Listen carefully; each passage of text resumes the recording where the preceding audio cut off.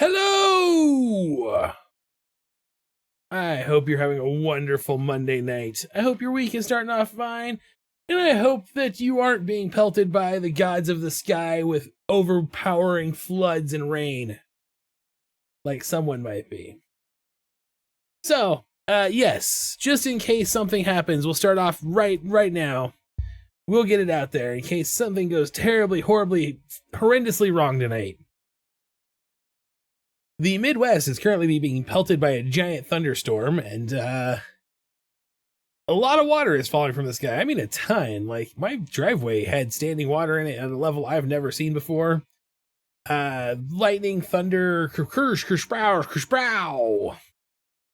So, if for some reason the stream just goes offline, it is because I have been smited by the Lord Almighty for my crimes against humanity. And believe me when I say I probably deserved it. Anyway, welcome to the stream. My name is Matt.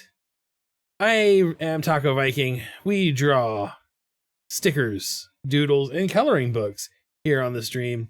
And tonight we're going to work on the letter N and the letter O, hopefully. We're going to try to get two full coloring book pages done. But I want to invite everyone watching to go ahead and put into chat any recommendations you have for the random wheel of random prompts here. You can see we're starting to get refilled a little bit. Yeah, the possibility of softball-sized hail. Yes, very much on the thing. I just had to replace my windshield once. Oh. We'll see. We'll see how things go, though. It actually sounds like it slowed down since I got home from going to doing my grocery store. And the number 5. I must have missed something. I don't know why the number. Oh. I get it. The letter N. The letter O and the number 5. No, we're not being sponsored. That's what we're drawing. We're covering. Anyway, inviting people to add stuff to the prompts, to the random wheel. We're starting to refill it. I want to get it nice and full before we get into doing, well, anything that might put us in request land. But tonight we have a goal. We're making Animal Geeks coloring book pages. That's the project. I'm going to finish this project. I was supposed to have it done in March. It's now halfway through May, and it has not gotten done yet. So I suck, is what I'm getting at here. I have gone out onto the internet and Googled how many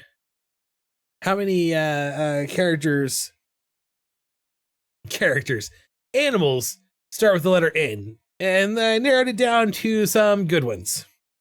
We've got naked mole rat, newt, Nabarlek, which is a little tiny wallaby, nautilus, natterjack toad, and nematode. So we actually have 6 potential options, and I think we all know what 6 potential options might mean, what that tells us, what we have to do.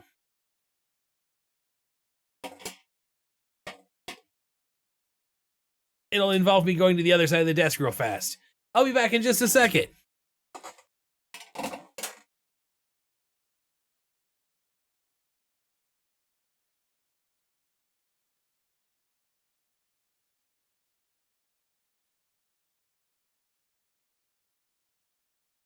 Just a little behind. It's fine. We have the most important decisions to make, and only the important ways to make them.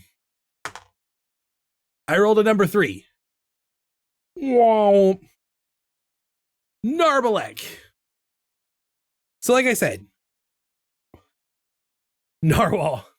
Oh, narwhal should have been on the list.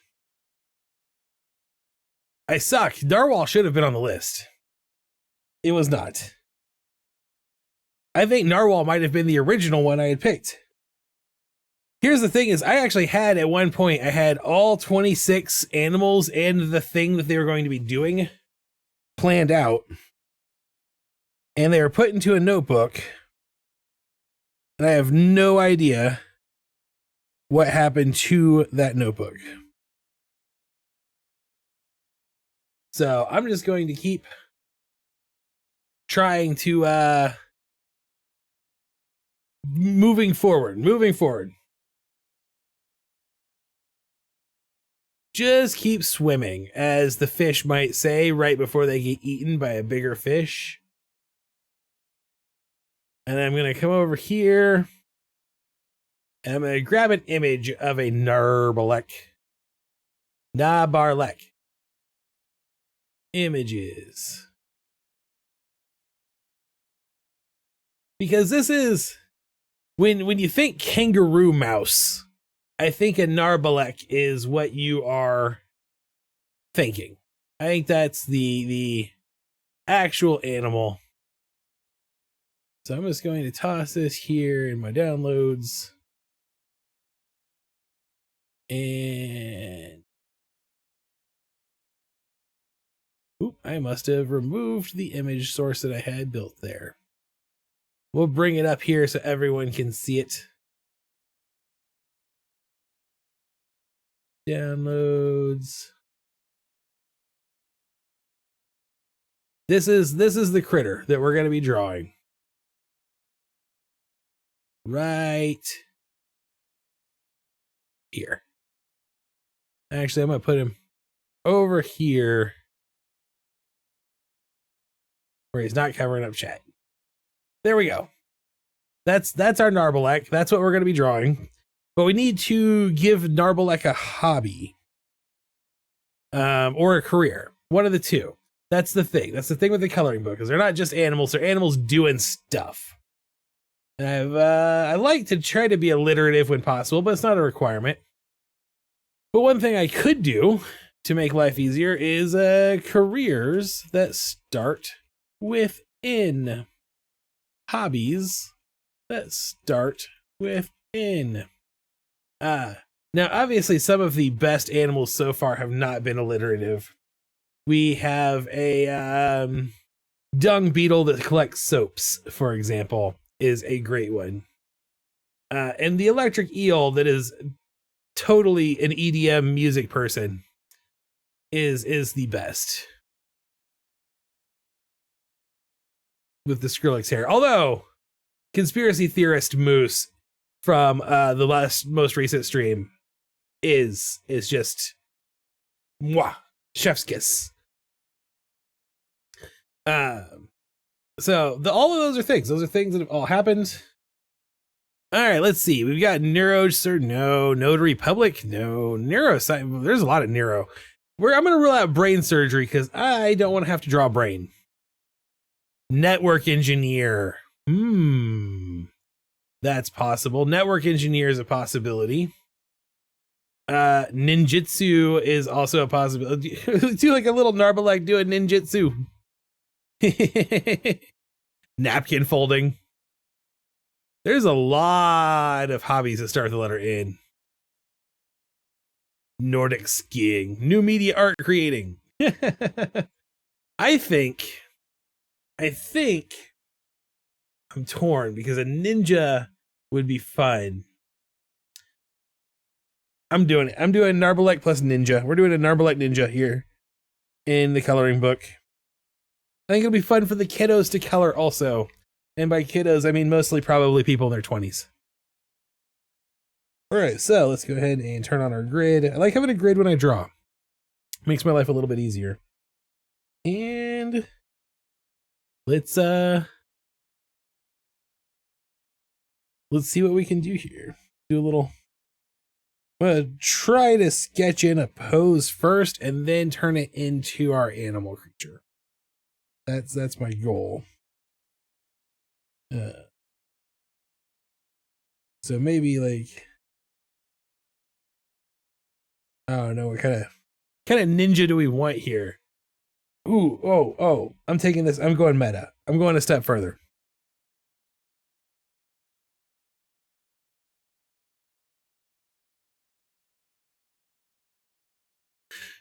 I don't want it to be a ninja.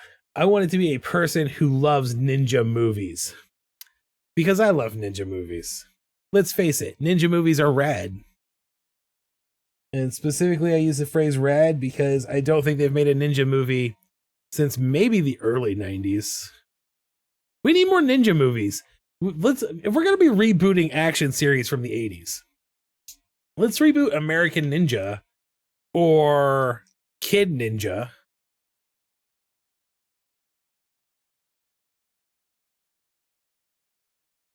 That sounds like a good idea. Bloodsport. But what that lets me do is change up this narrative a bit in the scene, which also makes it more fun to draw and lets me add more cool stuff into the picture. So if we come in here, we'll assume what we're gonna do is we're gonna assume this guy has his own home theater. So we'll like draw in some movie theater posters in the back. Just rough sketching in here. And then like one big reclining movie theater chair.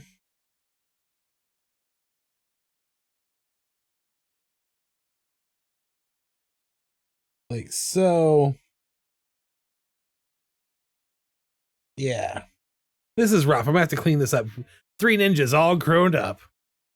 God, it sounds like that should be animated by Klasky Shupo.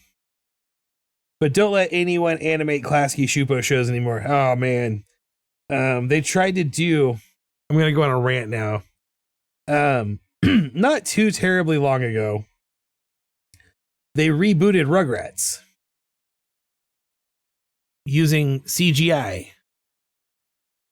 And it was the worst CGI I've ever seen. It was terrible. Some things should probably just better left in the 90s. And Rugrats was one of them. Sorry, they did a show called Rugrats All Grown Up where they were all like tweens, like 10 to 13 years old. All right, so I like this. This is a nice little set here. So, and then what I like about this, the reason I think this is fun, is if we sketch in our Nabarlek. They've got these big hippy happy kangaroo rabbit feet. So we can bring them in really like very exaggerated in the forefront. Maybe 3 Ninjas Midlife Crisis would be more appropriate. True, because I think I'm like the same age as the actors from those movies. Like they're probably all in their 40s now.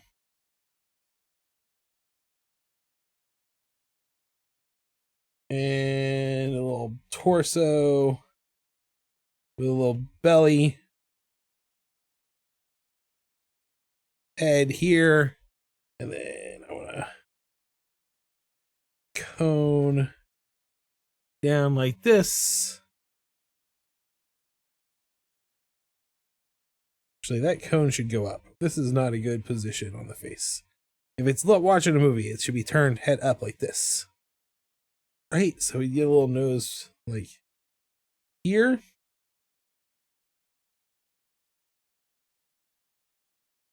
And then I think in a remote control in this hand.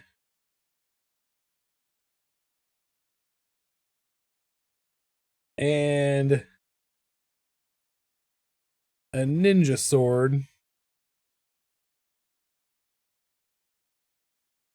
in this hand.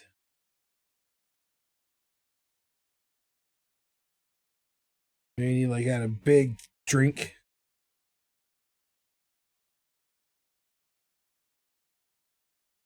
Over here. And a thing of popcorn. Poppy kernel. There.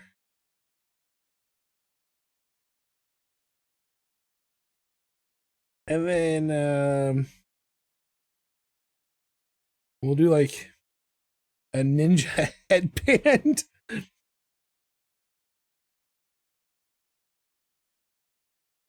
Oh, okay.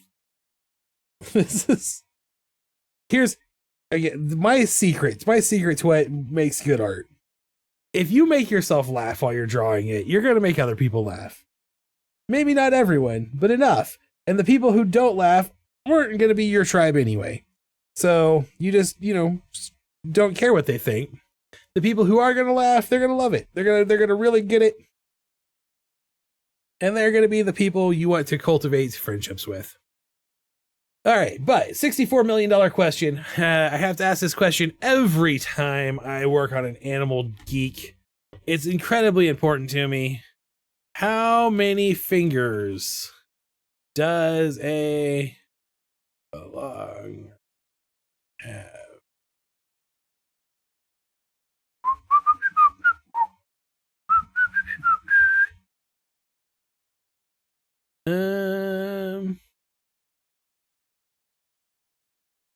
I typed something in wrong and it's giving me a question about or answer about D&D monsters.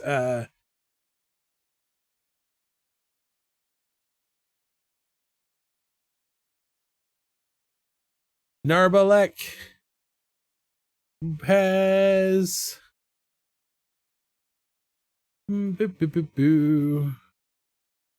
how many fingers?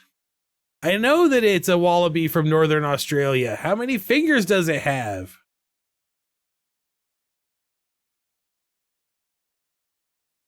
I think my search engine is telling me it doesn't actually have fingers. And I'm like, I don't need to know. I understand.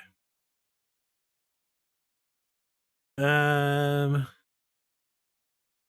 if I go back to images, I can just search for Nabarlek hands. Because they do have little mousy hands. 1, 2, 3, 4. 4. It looks like 4. It looks like they have 4 fingers. How hard was that? Bing. So, if you're holding a little sword while you're watching your ninja movie, you'll have a thumb, and then you would only have 3 more fingers. So I'm actually gonna, let's draw this hilt in first.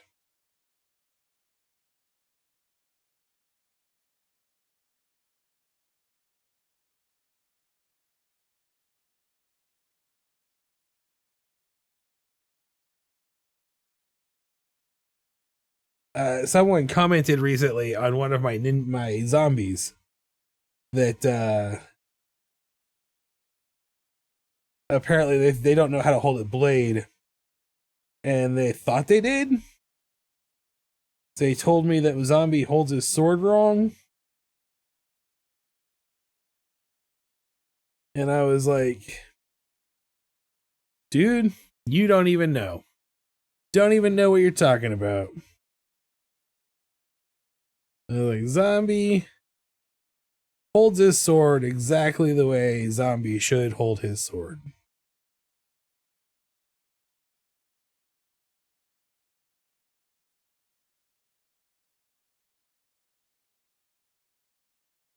And the reason for that is because the whole thing that brought it up is I do this without even thinking about it most of the time.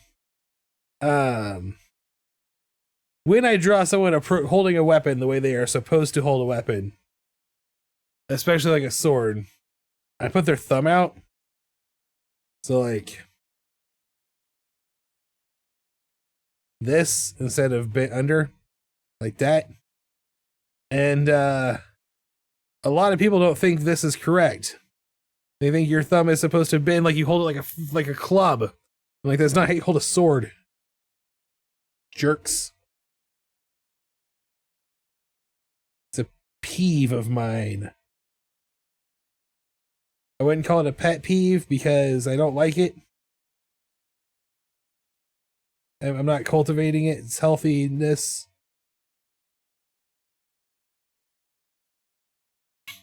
It can go live in the street. It's like a feral peeve that keeps coming to my house.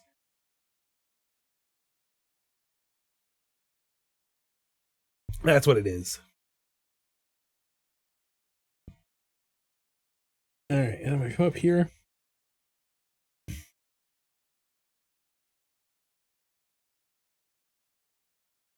Drawing this nose. I think I'm gonna have this mouth open, like, oh, it's awesome, you know, kind of face. That's the goal I'm going for here anyway. These things look like mice, but do they actually have mouse teeth? That's another important question here, because I just kind of assumed this thing would have mouse teeth. But it might not. It might not have mouse teeth. It might have, like, I don't know, people teeth.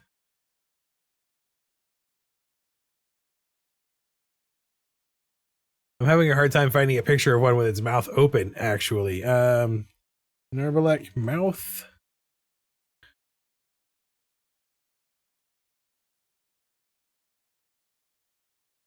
They are apparently very shy about their mouth being open.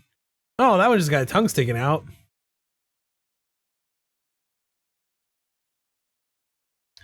I'm trying to... What type of teeth do you have? I think they have, like, rodent teeth, but not bug teeth, apparently. So we won't give him bug teeth. We'll take that back. Take that back. Take that back. And just give him, like...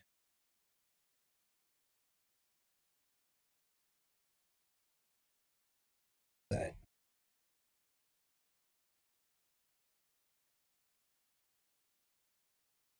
Come here, just wide open.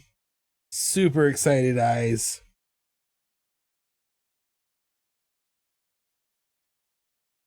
Yeah.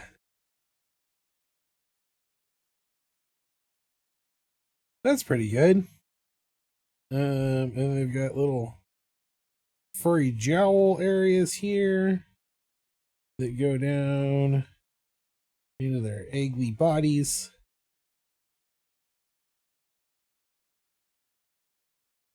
Little ninja headband.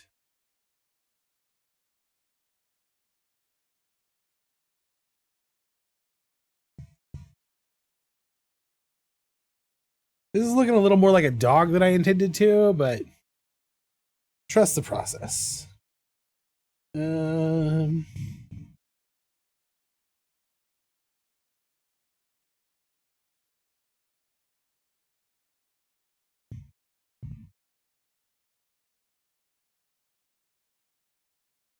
There we go. And I'm gonna have give him like a t-shirt. Ooh.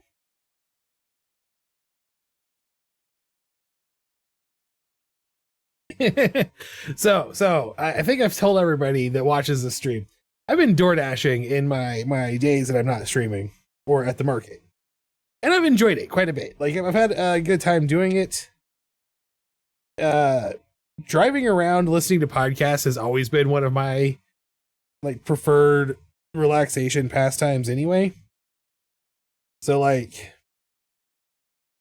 this is just someone else paid for my gas and a little extra, you know. It's been good to me. And, like, this storm would have been a good chance to go door dashing, and I know this because I've gotten a bunch of updates from the app telling me that everything is super busy and they'd actually pay me extra money to dash tonight. But I also got an update from the app at the same time saying this storm might be really bad and you should be really careful going out in it. And I'm like, oh man, make up your mind, DoorDash. Should we be out taking people their chicken nuggets, or should we be cowering from the storm?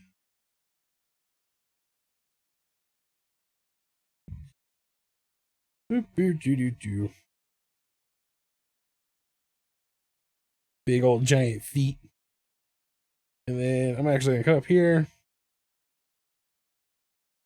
Come across like this. Actually, no. I'm gonna do something that might be funnier. Fold it back under itself and have the t-shirt right up like this, so we get a little belly action. And then have this come out like this.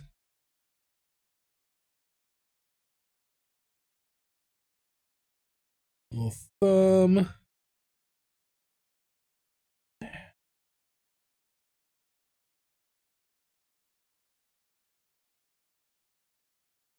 Around here. Elbow. That. Hey, Leo, how's it going? Hope you're having a good night. Hope you're staying dry, staying safe.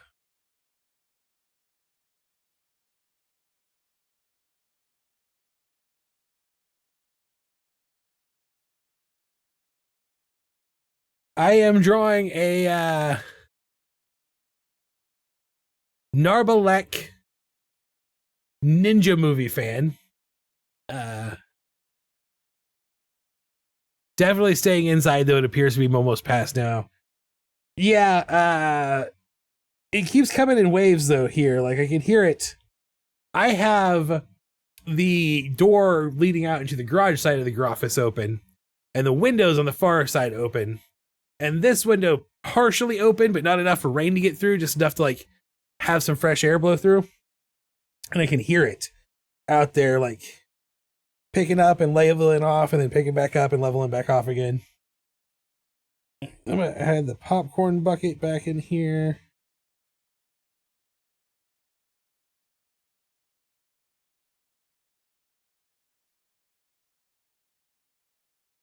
Like so. I was very tempted to draw a face on the popcorn bucket.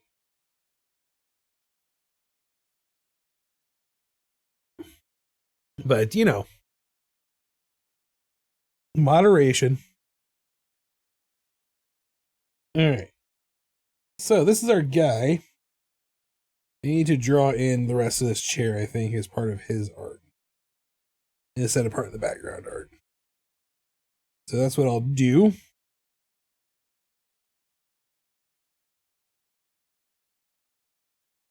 Got his recliner going. You know, this dude is totally rocking out to some, like, gunship when he's not watching his movies. He's always telling his friends about how much better it is to watch films on Laserdisc.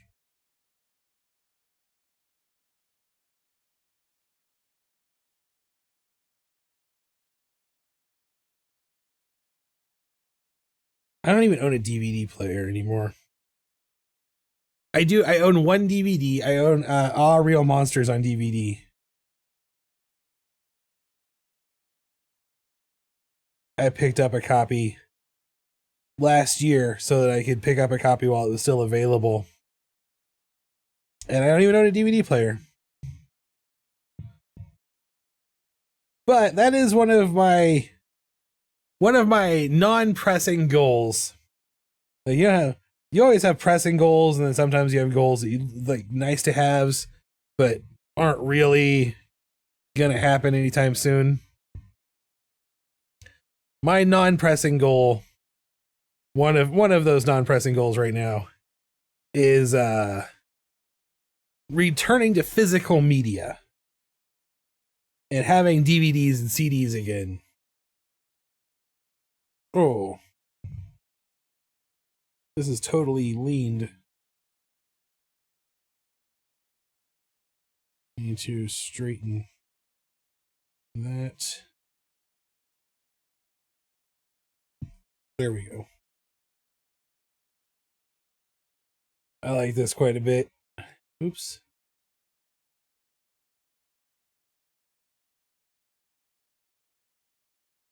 This is pretty good. I still think he looks a little bit too much like a dog, but that's the limitation of my talent. I still want a mini disc player. My little brother, way back in the day, and I mean like when he was like in 7th or 8th grade, was in a pop punk band at the time, and they recorded their first like ever music in his friend's basement on a mini disc recorder.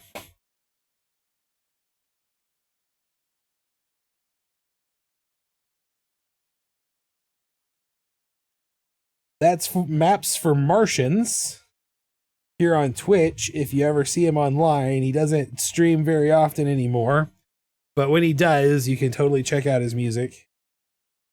It's also available on Apple or Yahoo, not Yahoo, YouTube Music, and probably Spotify, but I don't use Spotify.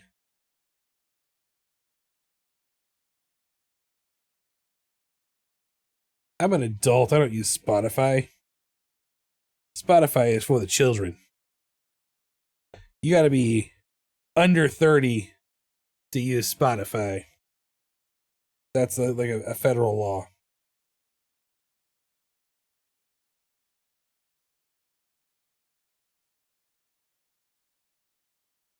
It.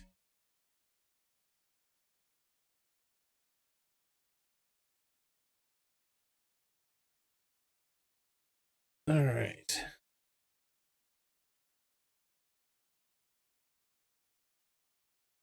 Sometimes I think I put too much emphasis on the wrong details when I'm drawing.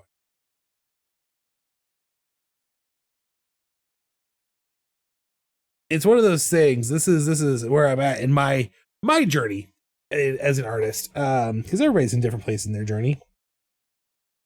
I was not like, I've never actually taken any traditional art classes. So I always feel like I'm very far behind on the fundamentals of art, because I learned most of what I know on my own, and in order to do that, I studied what I liked and like ignored a bunch of other stuff until I got to a point where it was like, the things I want to do, I can't do unless I know how to do these basic things that I was supposed to learn in the first place. So sometimes I spend a lot of time really too much time for the stylized art that I'm doing on things like perspective details, because I'm very insecure about my ability to draw those things. I think he is under his real name on YouTube Music. I think so too. I think he's under his real name.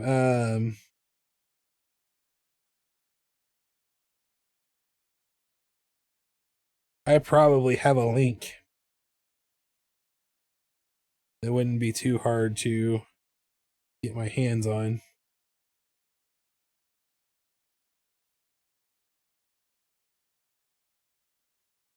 It's weird because I was just saying that he was pop punk back then, and he is very much like folk now, folk country maybe even. Music.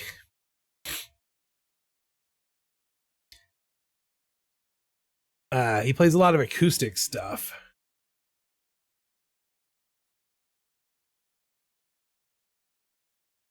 Yes, he is in fact under his real name on YouTube Music.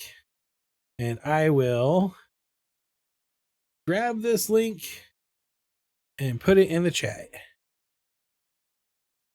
So,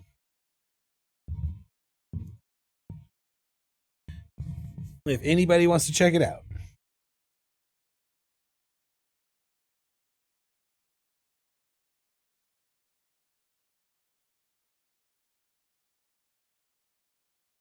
That's my little brother.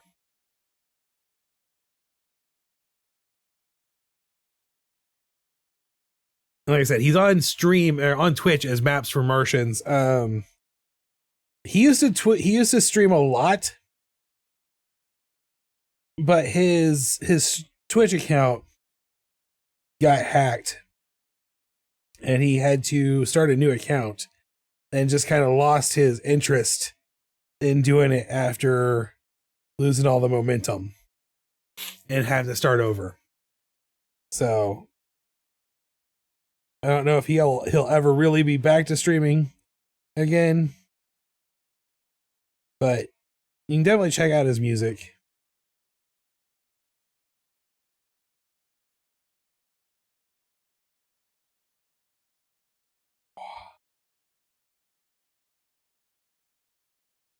More around these eyes up a little bit more.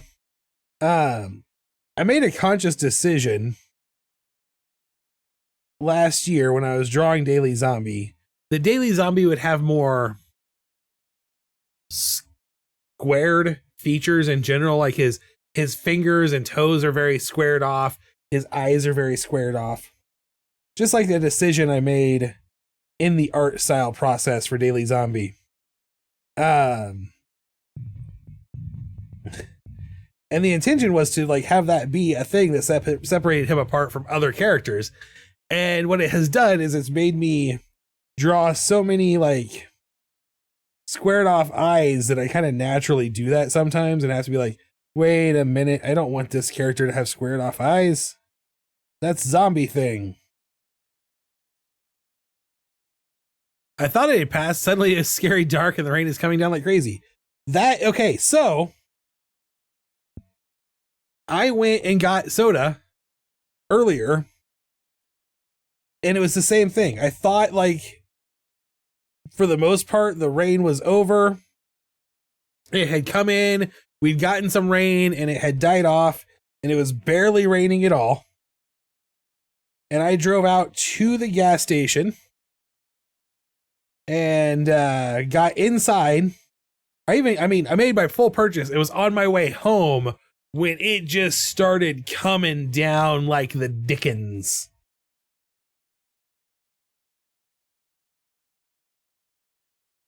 Like, it was crazy how hard it was suddenly coming down. But it was the exact same thing. It was just like out of nowhere, the storm decided that it was going to actually be a storm. Whereas before it had just been kind of a light rain.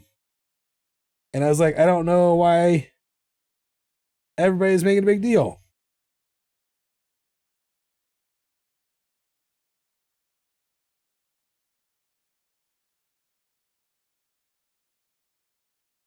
Fortunately, I recently replaced my windshield and all of my wiper blades. And got Rain-X stuff put onto my windshield. So I didn't have too much trouble at all whatsoever with the rain. It just kind of all bellowed away, no problem.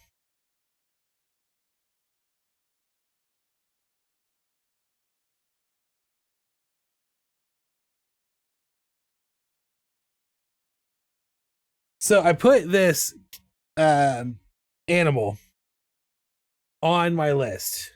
I picked the Nabarlek because of my love of Rocko's Modern Life. And when they were like, it's a little wallaby, I was like, I'm going to draw one.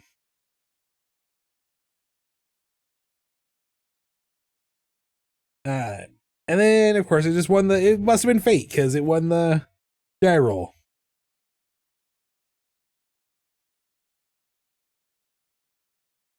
So if this gives off some Rocco's Modern Life vibes, I'm totally willing to own that. Like that's who I the reason I went into this. So even though I'm not actively, it's raining sideways. Wow, that's some crazy wind even for that area. So even though I did not intentionally draw a Rocco's Modern Life inspired work, I don't see how I could possibly work on drawing a wallaby and not have that subconsciously having an impact.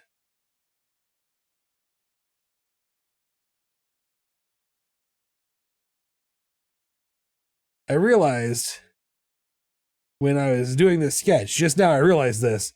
On the sketch, I made it so he was wearing pants at the top of his pants, but I did not sketch in the pants at the bottom.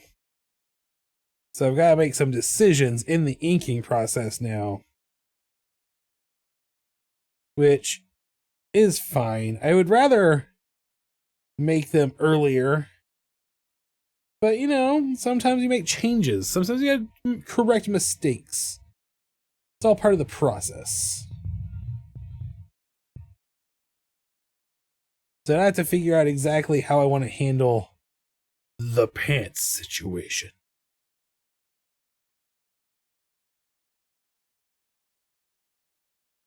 I just don't know how I want to do this yet. I think what I'm going to do is just close off the foot. Keep it simple. Kiss that pants situation right in the pants.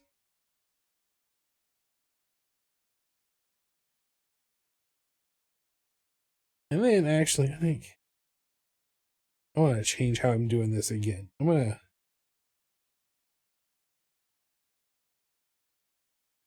do that. There we go.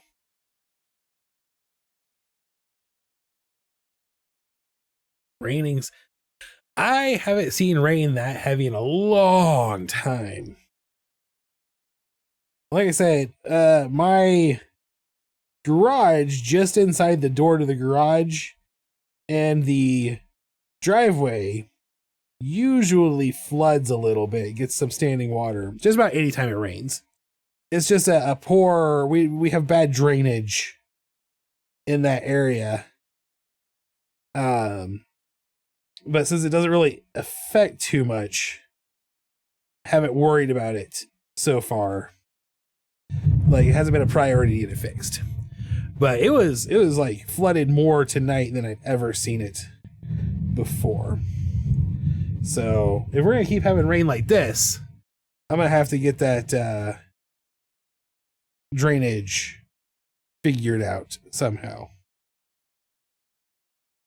I might have to spend money on it and push my computer fund out a little bit. Because I have all of my stuff sitting out there and I don't want that rain getting into paper or anything or machine equipment. Not that it would, I mean, it would have to really flood a lot more to get into any of my stuff than it, but you know what I mean? Like, sometimes you gotta take responsibility for spaces even if you don't own them. Oh, okay. This is another one of those things where I'm reminding myself that I'm not going to be coloring this image tonight. When I was working on the Mad Moose on Saturday night, I absolutely was like, I'm going to color this. It's going to be beautiful. And then I was like, oh, wait, this is a coloring book image. You don't get to color coloring book images. They're black and white. But then I remembered there's nothing that says I can't color a coloring book image. Just that I have to have a black and white version also. Or primarily. So that's why I did. And I'm very happy with how it came out. I'm going to be running prints tomorrow on that. That Mad Moose, the conspiracy theorist moose, is going to be a sticker and a bookmark that will be available this week. They'll probably get them probably on both the website. I will definitely have them in person at the C Street Market, and I will try to get it up on the website fully. So if you want to get your hands on one, you can. And I will have the coloring book sheets for Patreon members up on Patreon tomorrow, no doubt. I've been adding all of the coloring book pages as I get them formatted and ready to go to the Patreon post about the coloring book pages.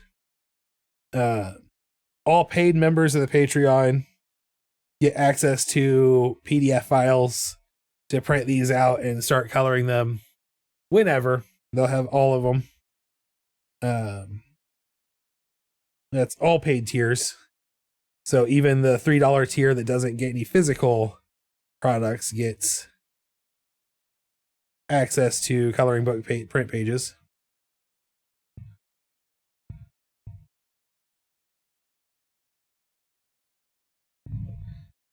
And those are formatted now. I just got to get them added to the post. I'll probably get it done tonight before I go to bed, actually.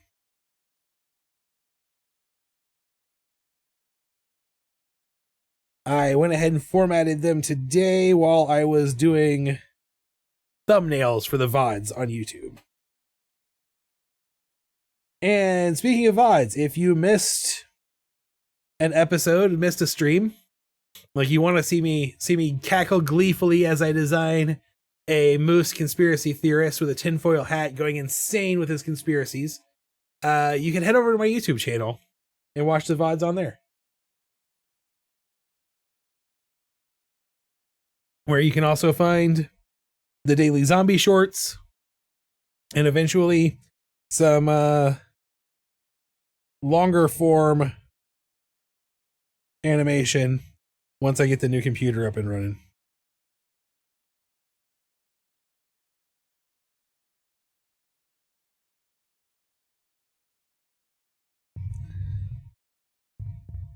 That's the plan, anyway. I'm not liking these teeth.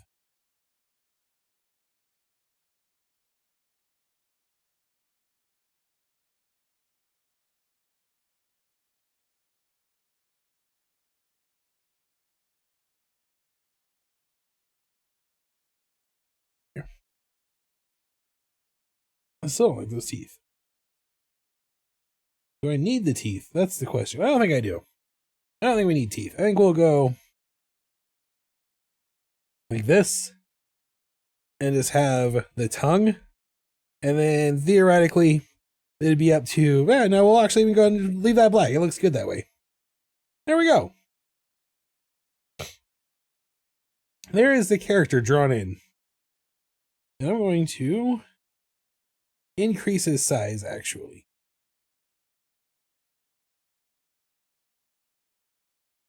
And now I'm going to have to do some line art thickening up here.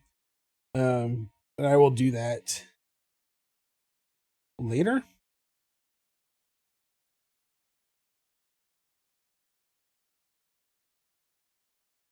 That's a me problem, not a you problem.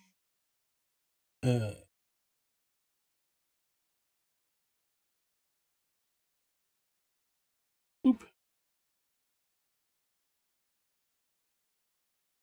And there we go. That lets me work on the background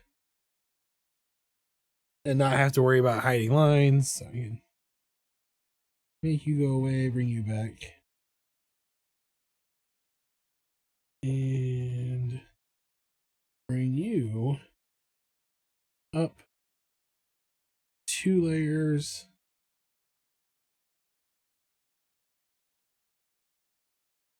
So that we can now just use this as a little bit more referencey for a new background. So I don't have to draw the chair. I drew the chair in as part of the character instead of in as part of the background. So we'll come in here. Oops. And I'm there. No, not white. I'm having a night. Might be overdue for changing out the head of my Apple Pencil. I tend to go way longer than I should between changing out the heads on my pencils. More out of being lazy than being frugal.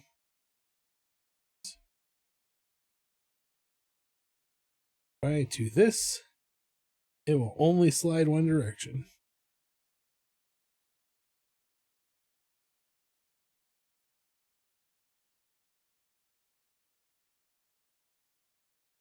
All right. So basically the idea here is we're going to draw in some ninja movie posters on the wall behind us. They need to be relatively easy to tell what they are without being actually blatant ripoffs. If you have a preferred ninja movie franchise,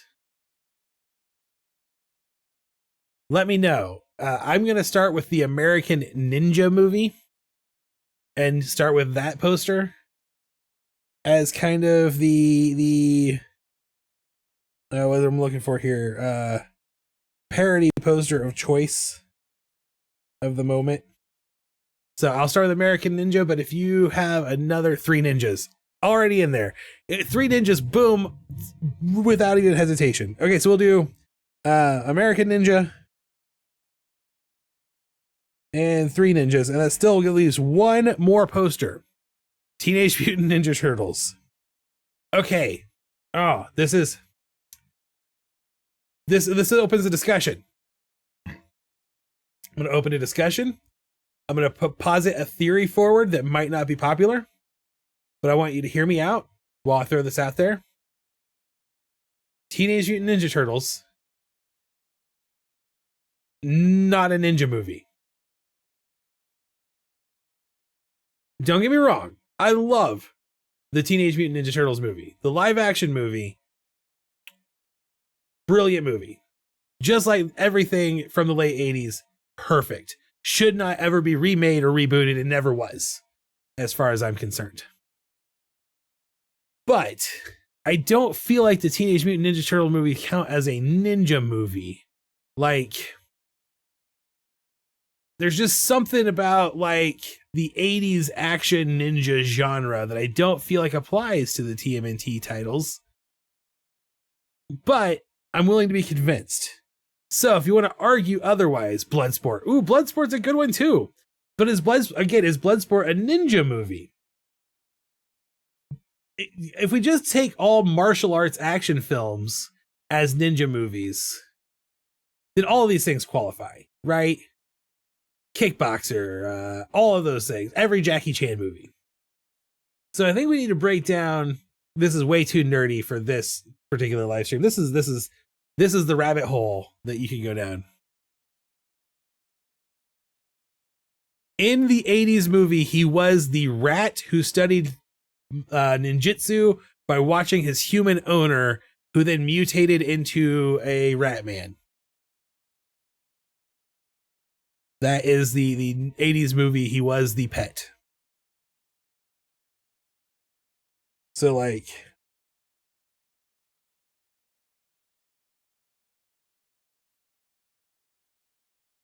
that the ultimate question becomes like, how do we determine what is and is not a ninja movie? I feel like this is an appropriate conversation. This is definitely a conversation that our animal geek here would have had at some point. in his life.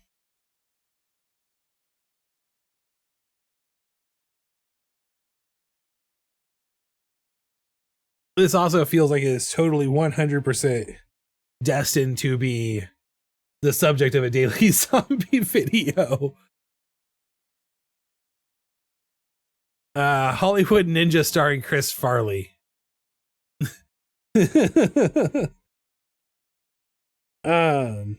That's Beverly Hills Ninja, my friend. And yes, Beverly Hills Ninja is definitely a ninja movie. That definitely counts. I think Paramin is referring to Bloodsport as not technically being a ninja movie.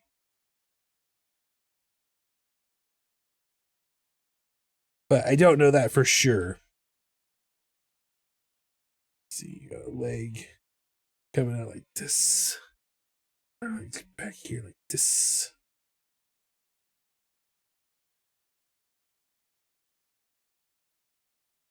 big blocky text. Michael Dudikoff. Also, can we just point out, could anyone have a more 80s name than Michael Dudikoff? Like, that is definitely the most 80s name anyone has ever had, right?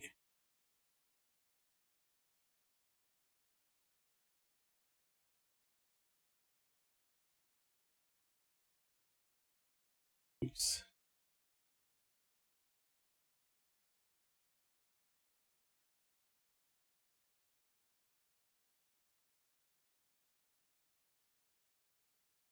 There. So that's my sketch of a American Ninja poster. I'm gonna clean it up. We're just gonna go one at a time. Have fun with it.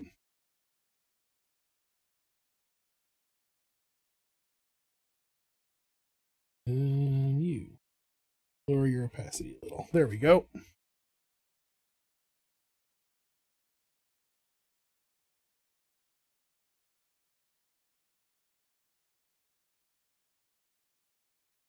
At the size this is gonna be, we can't afford a lot of detail on the posters, so I'm gonna try to take some liberties. And I think given our Michael Dudikoff stand-in here, some sunglasses is definitely it fits the vibe, even if it's not accurate to the original movie poster. I would say one parameter for it to be a ninja movie and some character has to have studied ninjutsu, and that has to be explicitly stated in the script. Some character has to say ninjutsu. Do they have to say ninjutsu, or could they say something like the way of the ninja? Also, by that rule, I think you are ruling out surf ninjas, because no one ever studies martial arts in that movie. They just are genetically ingrained with the ability to do it if they were meant to be a warrior of their people. Like, his ability to do ninjutsu is like basically presented as a supernatural human ability, the same way his little brother's ability to see the future using a Sega Game Gear is.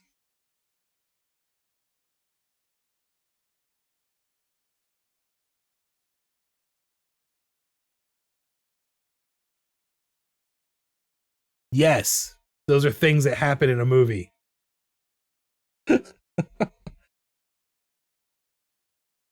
A movie so old that Rob Schneider is depicted as a teenager, or is playing a teenager in it.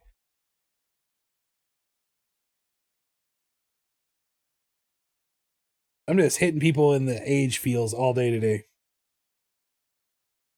I pointed out earlier to Yeti Detective and another friend of ours in a chat that if you were to travel back in time in the DeLorean 30 years right now, you would travel back in time to 1995. So 1995 is the equivalent of traveling back to 1955 from 1985.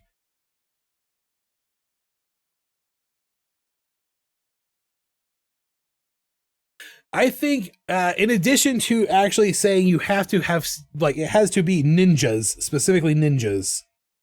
I think someone has to have a battle royale where they fight a bunch of other ninjas. Like, just having a dude who is a ninja in your movie doesn't make it a ninja movie. Because, like, based on the one rule we have so far, if in The Matrix, Keanu Reeves had been like, I know ninjutsu instead of I know kung fu, then that would, by our one rule we've come up with so far, make The Matrix a ninja movie. And I don't think The Matrix counts as a ninja movie. Although, if we add the second rule of you just have to fight a bunch of mooks, The Matrix 2 gets closer.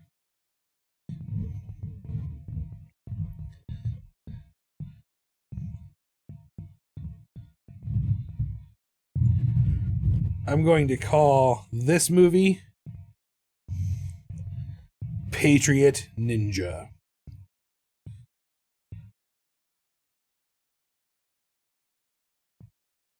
Let's put this in.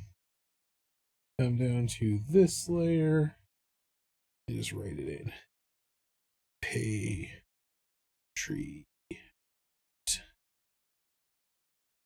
And then the ninja over the top of it. But like in Bloodsport, I don't think it really goes into his martial arts background. He's just a badass dude. And I would only come back the long way.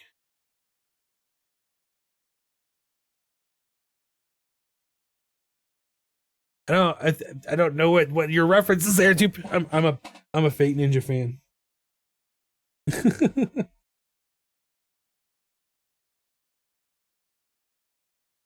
All right, let's ink this. Ink this Dudikoff. Who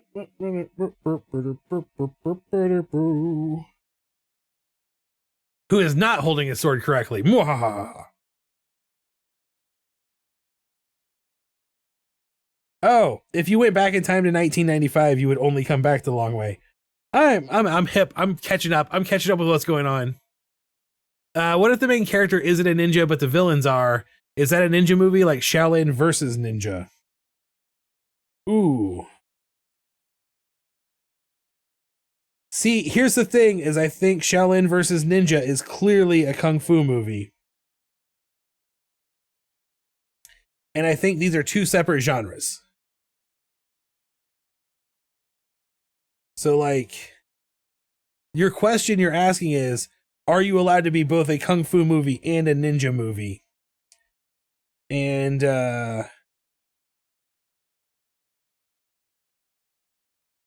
I'm inclined to allow it, but I'm not an expert. I'm moderating this panel.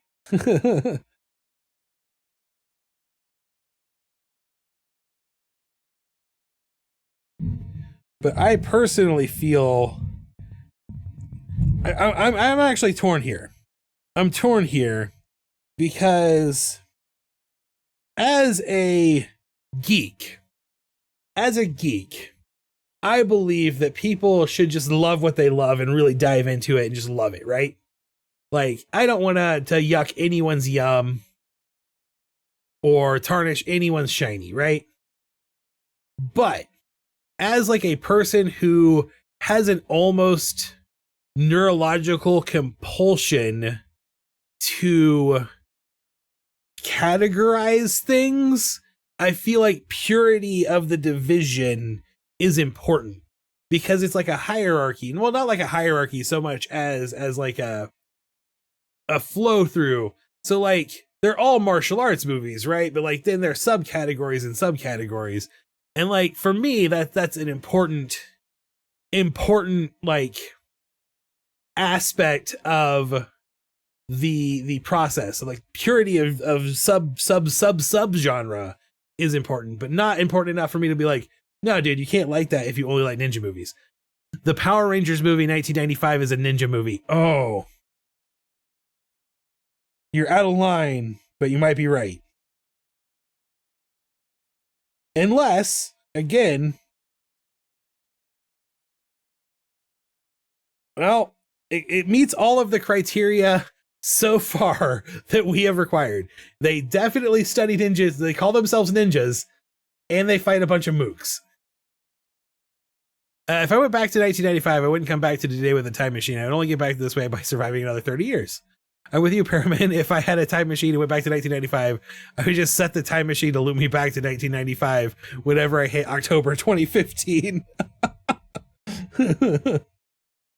Oh.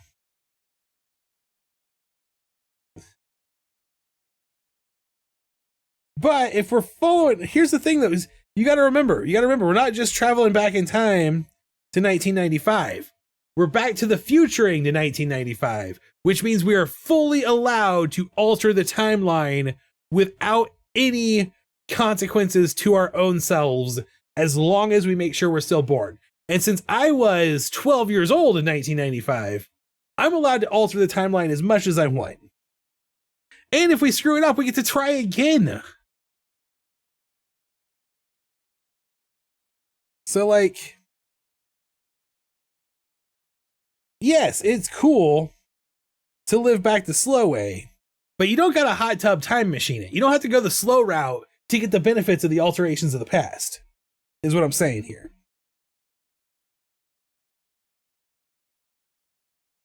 Although, that being said, if you're going to live in a time period, as a mostly cis-het white guy, the 90s are a pretty good one to live in. I know they lose their dino powers and get ninja powers. That's what I was saying, is I'm like, technically you're right. Technically, you're right. It pains me to say it, but here's the thing. Here's the thing about the Power Rangers movie, and it's the same as like the Shaolin versus Ninja movie, right? Like, if we say they can only belong to one subgenre of martial arts film, or just subgenre of film, Power Rangers is more like the genre of Super Sentai is like the Power Rangers genre is its own genre. So it's that genre before it can be a ninja genre, a ninja film.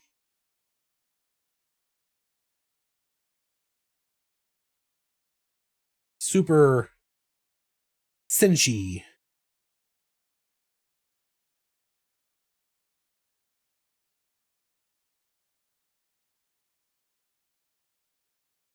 And also, I think would make TMNT more of a ninja movie than Power Rangers. The more I think about it, though, like, I can't disqualify Teenage Mutant Ninja Turtles as a ninja film. It feels like it is not. It feels like it should be its own thing. It feels like it's a comic book movie. It's a mutant movie. It feels like it shouldn't be a ninja movie, but I think you're right. I think it 100% qualifies as a ninja film.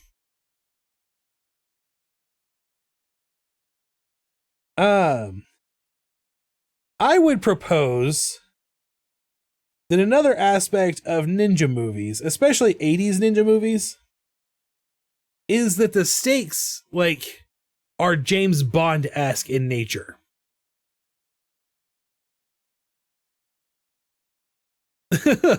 You're shorting out my geek circuit. I want to be pedantic about the taxonomy of ninja movies and multiversal time travel. Yeah. This is how we end up starting a podcast we'll never finish.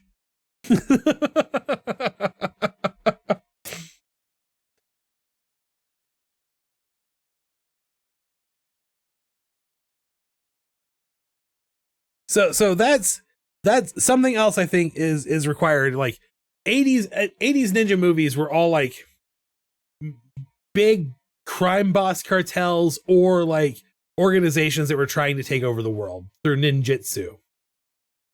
And I think that's an aspect of ninja movies that we should probably include in our definition, which would remove Power Rangers from the ninja movie genre oeuvre, because it has aliens trying to take over the world, not ninja terrorist organizations. But again, brings Ninja Turtles back into being a ninja movie, because that is exactly what the Foot Clan is doing in that movie. The Foot Clan is 100% a ninja terrorist organization.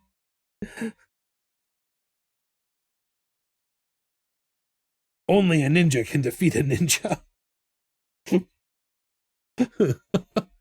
Hear me out. The Dark Knight is a ninja movie. I will hear your argument, but it better be good. Otherwise, you'll be in contempt of court.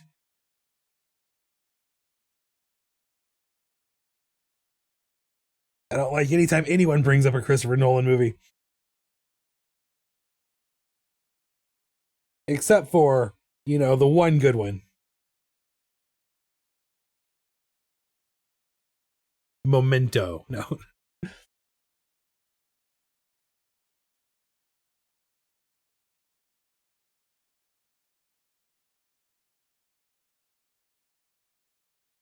As a general rule, this is one of my brave word hot takes. I honestly do not think the Nolan Dark Knight movies, the Nolan Batman movies, are very good. I think people think they are good because Heath Ledger's performance as the Joker was good.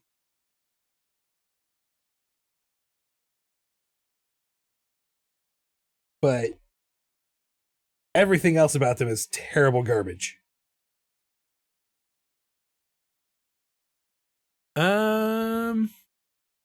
The Dark Knight is a ninja movie, and by extension, all three Christopher Nolan Batmans constitute a ninja movie franchise. He even has a ninja rival trained by his own master in the ultimate climax.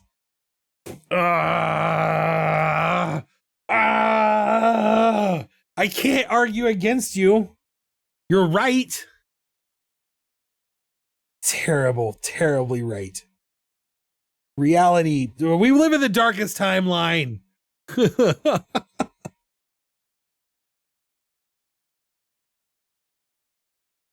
I'm not making the third poster for this guy, Dark Knight. I won't do it.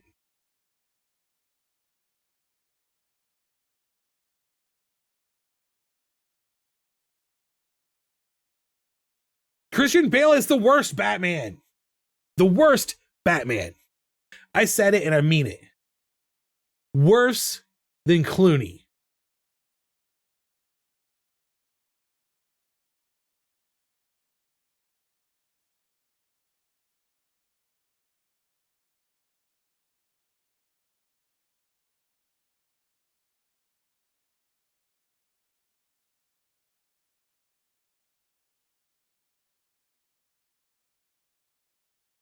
The opposite of a good Batman.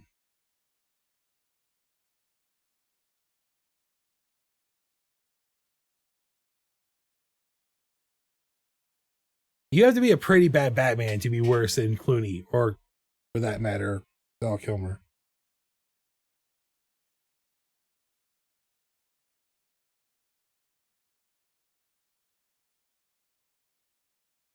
And you know what? I want anyone in here talking shade about Batfleck. Because, yes, he was cast in DC movies that have no understanding of the comic book material they were based on at all whatsoever. But that didn't make him bad in the role. It just made them very bad movies that deserved, frankly, the hate that they got. I try not to hate on comic book movies too bad, because I'm not a hater in that way. I am a hater in a lot of ways, but not that way. But the Snyderverse was garbage. It was terrible. The Snyderverse was comic book movies by someone who did not understand the source material at all whatsoever. And I'm hoping that James Gunn does better. But I'm not honestly that optimistic about it.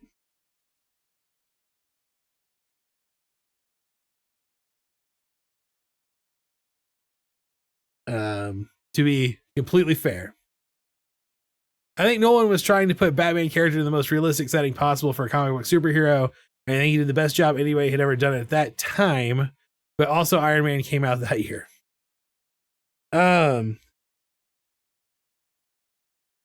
I think that is the lie about Christopher Nolan's Batman that we've been telling ourselves to justify its existence. Because we don't want to admit that Christopher Nolan is not good at making movies.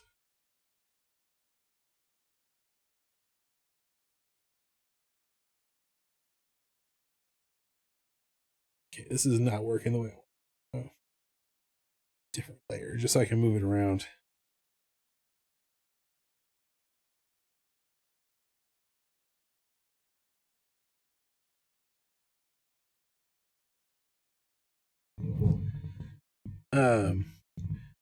I think it's important for us as a society to start admitting when directors are bad at movies. When they don't make things that are nearly as good. Like, a lot of directors make one really good movie and then a bunch of garbage. And we pretend like everything they've ever made is as good as the one movie they made that was good. So, like, we all pretend that Christopher Nolan makes good movies when he made one good movie and a bunch of garbage. We all pretend like James Cameron makes amazing movies when he made one good movie, mostly. Is Kung Pao a ninja movie?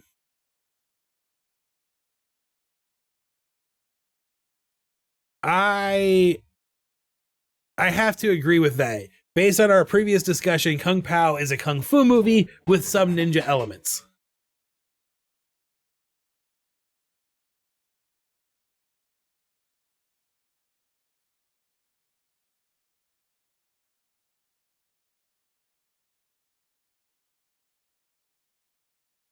And you know what? It pains me to say this, but we got to stop pretending like Wes Anderson.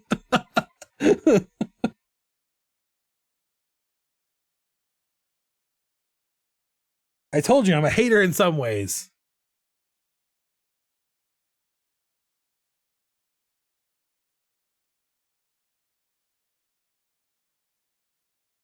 Oops.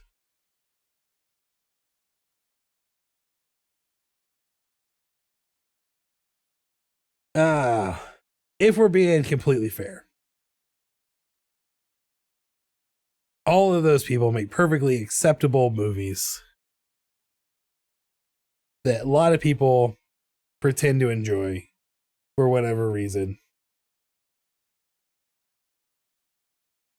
But I personally don't think I can sit through one more person telling me that Christopher Nolan makes amazing movies, but Michael Bay makes garbage. Because to me, they're exactly the same, but Michael Bay movies are at least entertaining.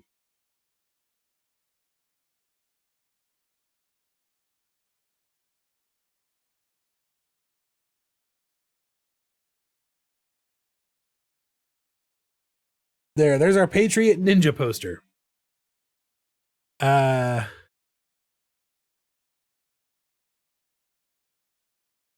Your character is doing this rant in a Christopher Nolan movie.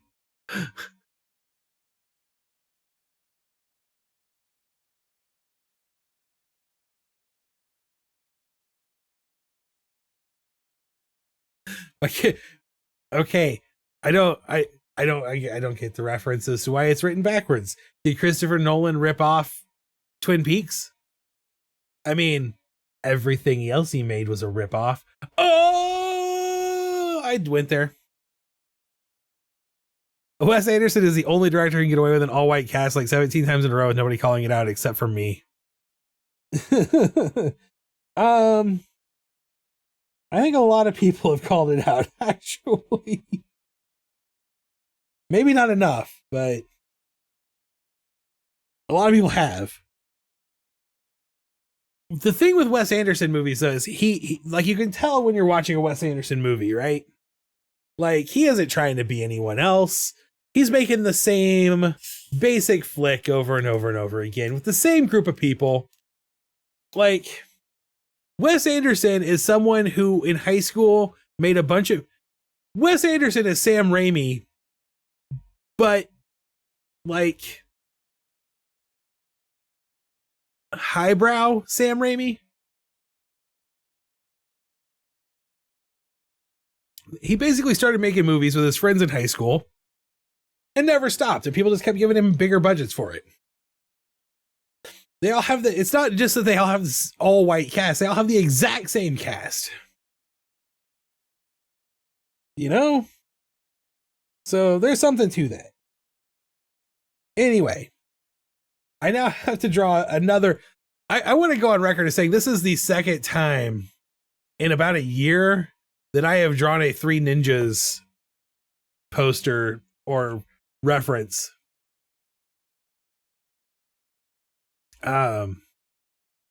Because there is a Daily Zombie from last year where he is going through the ruins of a Blockbuster and is holding a copy of Three Ninjas Thunder Mountain.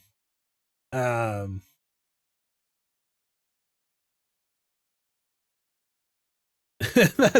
a thing I've done in my life in the last year. All right, so we want the High Noon at Mega Mountain. Sorry, we want the original Three Ninjas poster. But again, it can't just be Three Ninjas, so we're gonna have to go with a parody. So I think the best way to do a parody is gonna be to put in a fourth ninja. So we'll start with the tennis shoe kicks out here. I'm tennis shoe kicking you. My arms up like this. No, I don't like this already. I already don't like this. Let's change. Let's clear this out. Hide you also. I don't need you there. Let's put in our.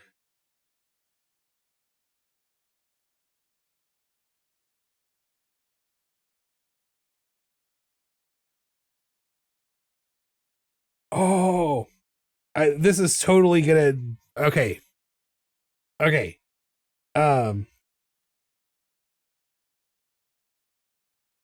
You guys know that we're the 80s or the 90s. And they had put 4 ninjas in this movie instead of 3. This is totally how the poster would have been made.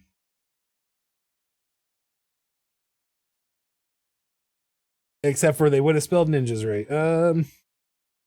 N-I-N-J-4-S. You know I'm not wrong. This is exactly how it would have been done. Slightly askew, like that. And this 4 would have been way bigger. Like, it would have been big 4.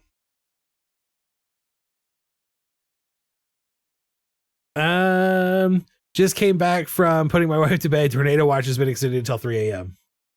Well, I'm just as safe in the office as I would be inside, so 4 ninjas, 4 furious. All right, so now we'll go kicking foot. Coming back like this.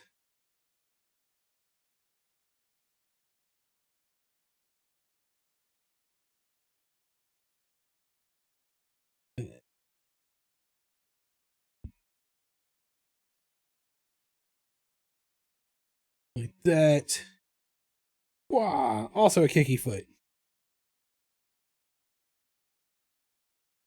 I'm the chubby one. I'm the cool one. Hey, get all the girls. I'm literally a sack of potatoes. Kicky foot.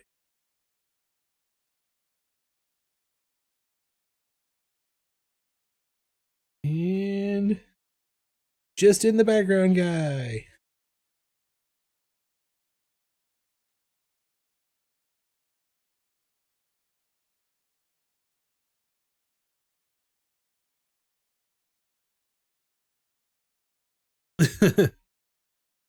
They could have spelled it out with a $sign because that movie would have made money.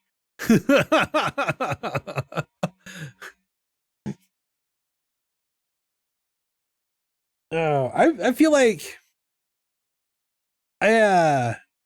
sometimes I think about writing another screenplay. Because I did. I did write a screen. Ryan Hoy and I wrote a screenplay in high school. And it was eventually made into a short film that I have never seen. A friend of ours for his class project, a friend of ours went to school to make for film.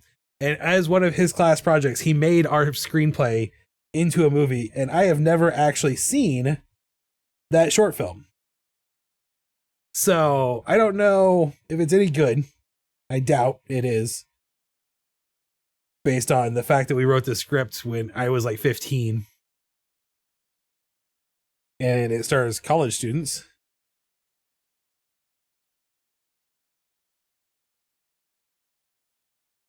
But I have written a screenplay that has been made into a thing. And sometimes I think about writing another screenplay, but mostly writing is hard. And I'm lazy. And he definitely should be wearing some big ol'...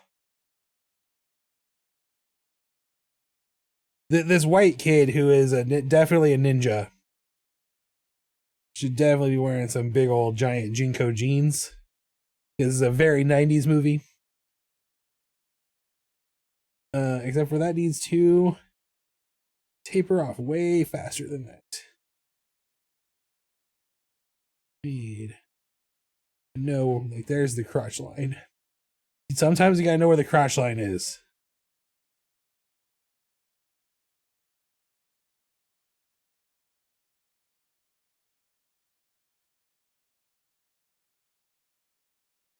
There we go.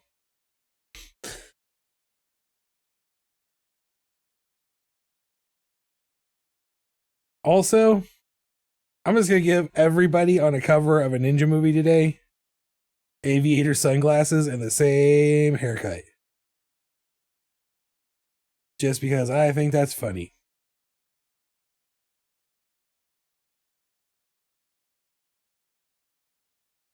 He's wearing a big ol' hoodie.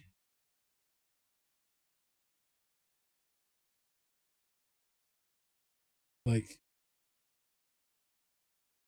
so.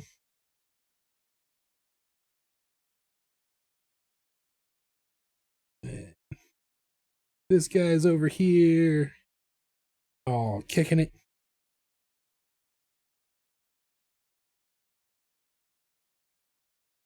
His big old baggy jeans.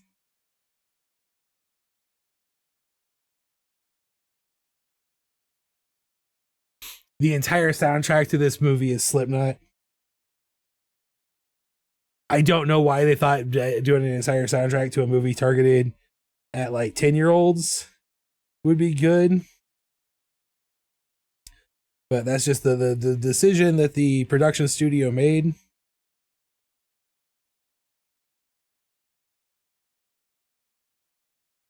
And I'm Tum Tum. My superpower is that I eat too many snacks and have diabetes.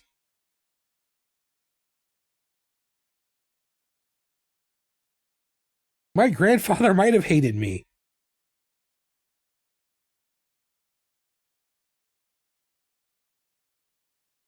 And then one of these guys is just Jonathan Taylor Thomas, I think.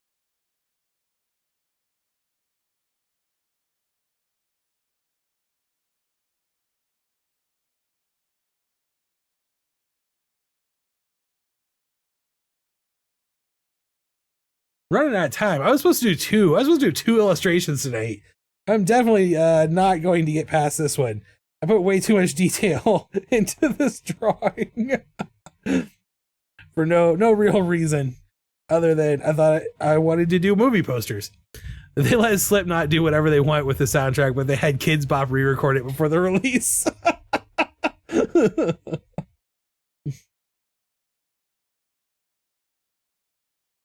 That sounds very Hollywood.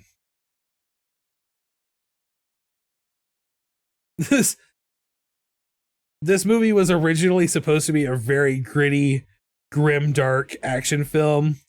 Where these teenage ninjas, or like not even teenage, these tween ninjas were like actually brutally killing each other in like death combat. Like it was gonna be this Hunger Games-esque commentary originally, and the studio reworked it into a family comedy at the last minute. Very similar to what happened to Mario Brothers.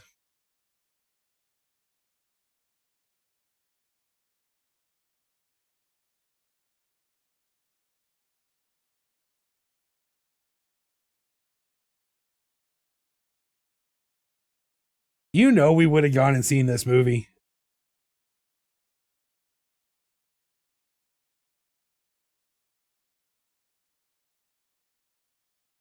Or at least rented it from Blockbuster.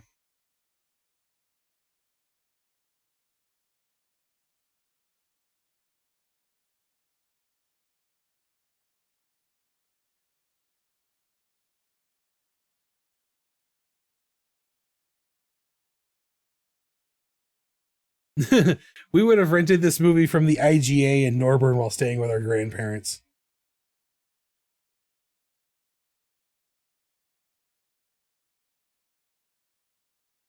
We would have been like, do we want to rent Ninjas, or do we want to re-rent the Willow NES game?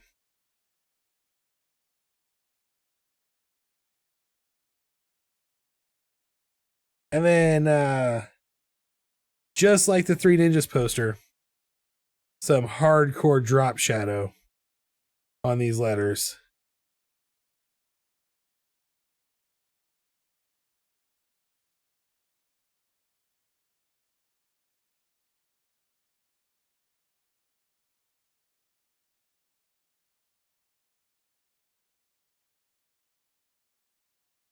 I cannot dispute that I would have watched Ninjas.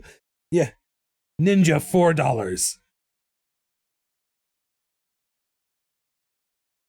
So I guess, are we officially declaring it Ninja $4? Do I need to add a $sign there?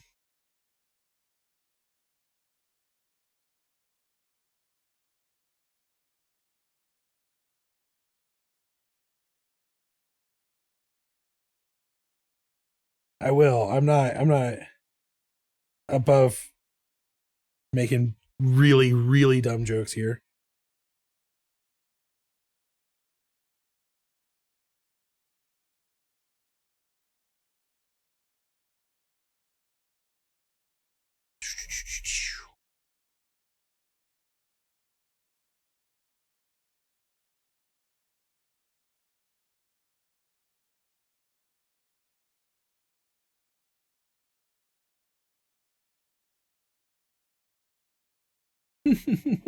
Okay, and did we decide?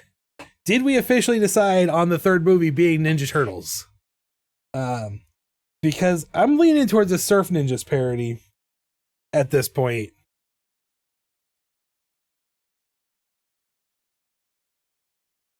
I could at least get the sketch in.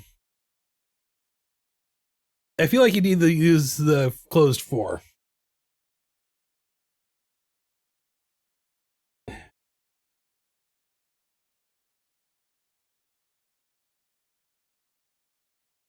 Oops.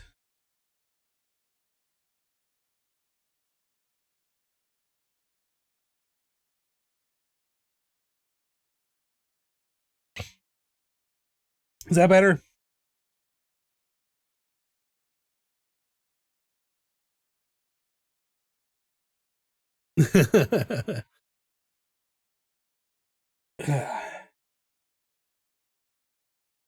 When trouble comes to their skate park, these rollerblading punks will take it out.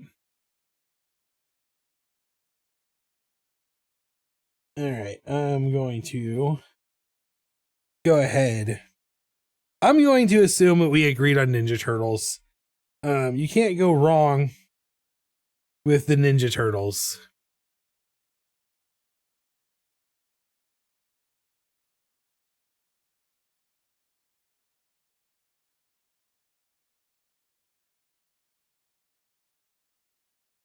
But instead of the Teenage Mutant Ninja Turtles, we'll take a playbook from tattooed alien fighters from outer space or whatever.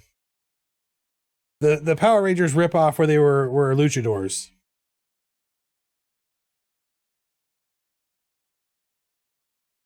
And we'll make them Teenage Alien Ninja Tortoises. Looks more like an A that way. I get it. I get what you're saying. Although I feel like maybe Hollywood wouldn't give a crap. like, screw you guys. And I think for this poster, I'm going to draw the Ninja Turtles like they're singing Bohemian Rhapsody. And also in a very similar way to the way I would have drawn them in the 80s or 90s when I was in elementary school. Which, of course, would be heavily inspired by the cartoon, obviously.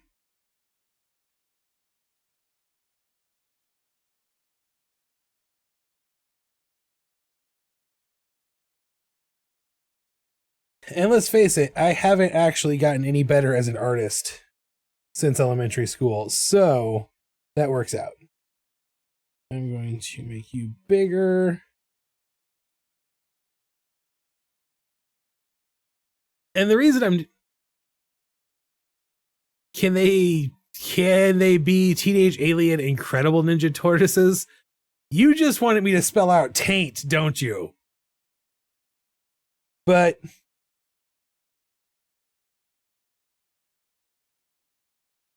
I want to. I really, really want to. I want to say yes. I really do. But this is for the coloring book. And it's a coloring book. Like,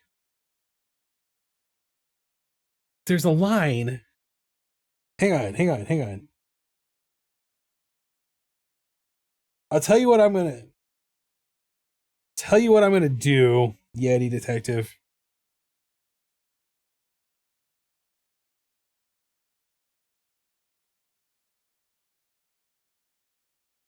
I will make taint the middle poster. And it will be mostly covered by the character. Although I can shrink him down a little bit. Like this. You will know it's there. You will know it's there, and the children won't know it's there. That is the compromise I'm willing to make. The children aren't the ones I have to convince to give me money. You don't understand. Children don't buy things. Their parents buy things, and their parents complain about inappropriate jokes that their children might be exposed to.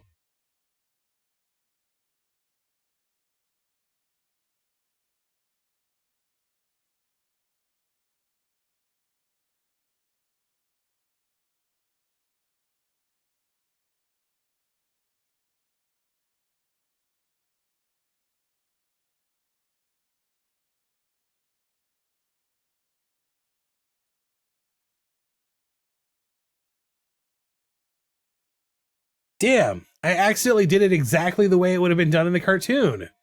I accidentally did too good a job on the turtle. Anyway, the reason I decided not to try to make a replica of the Teenage Mutant Ninja Turtles movie poster is, if memory serves me correctly, the actual movie poster is like a sewer cover, like just like the sewer grate or a manhole cover, and not actually the turtles. Oh no, maybe I'm wrong. Maybe the cover of the original. Oh no, that's the box art. The box art had a really cool, like, full cast image. This is the best day of my life. That makes me sad for you.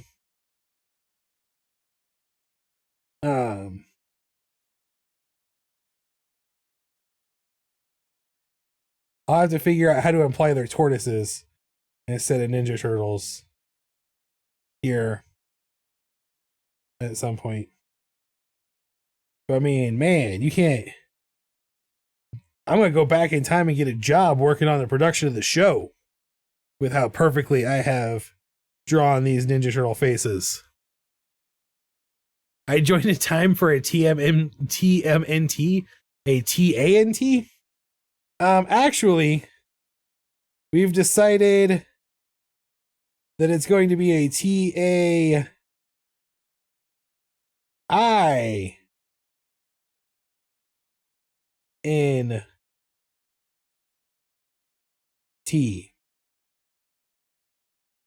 Also, I forgot, we have to make them aliens, so we'll make them aliens.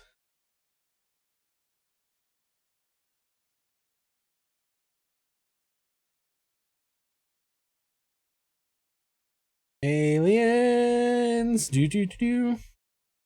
Aliens.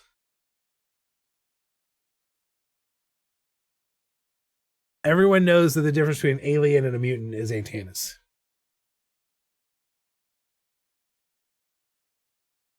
So our actual animal geek,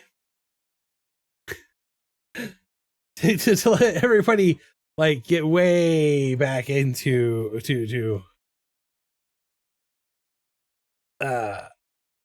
the very beginning of the stream. The actual animal geek in this image is a Nabarlek, ninja movie fan. So we're actually just drawing posters on the back of the wall. The original movie poster, their faces are side by side peeking out of a manhole with the lid up on their heads like a communal hat. Okay. I knew there was a manhole involved.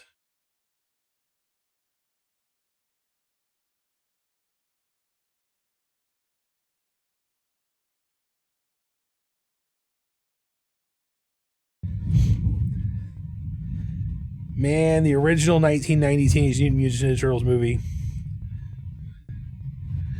was a great movie that really messed with me as a person who before then had only been exposed to the cartoon and knew nothing of the plethora of joys and delights I would discover in a punk rock comic book.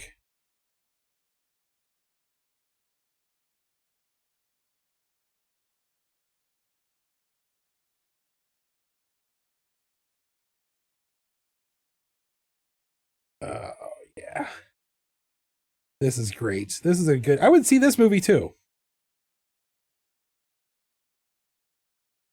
I would see this movie and expect it to be on par with, like, Mac and Me. All right, so there we go. There are our movie poster sketches. Can I do this line art in 15 minutes? I think I can. I think I can do at least one of them in 15 minutes. I'm going to start with Taint.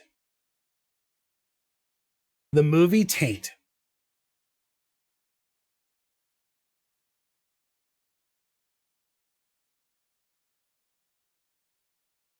Yeti Detective's favorite movie of all time. So Rollivan, Bossa Nova, Rollivan, what are your thoughts on what qualifies and does not qualify as a ninja movie.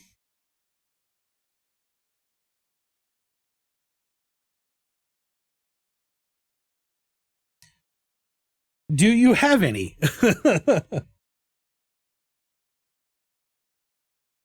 Not everyone is going to have thoughts on what does or does not qualify as a ninja movie.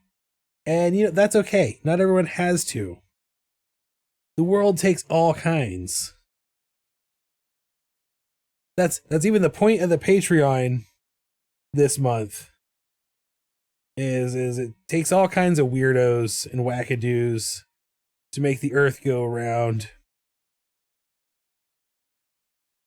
Some weirdos and wackadoos are serial killer dandelions. Some weirdos and wackadoos are cave flowers. And some weirdos and wackadoos are just magical girls. But it takes all of us to build a community.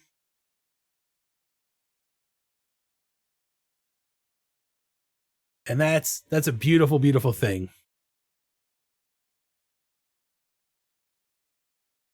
The best viewers on streamboo.com. Man. I bet the best viewers on streamboo.com are all robots. That's still better than all of anyone you would find on Twitter.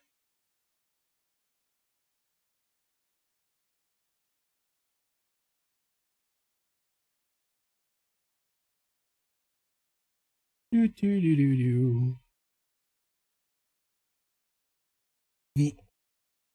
other topic of discussion you can feel free to weigh in on if you would like is the existential dread associated with time travel. And what you would do if you traveled back in time to 1995.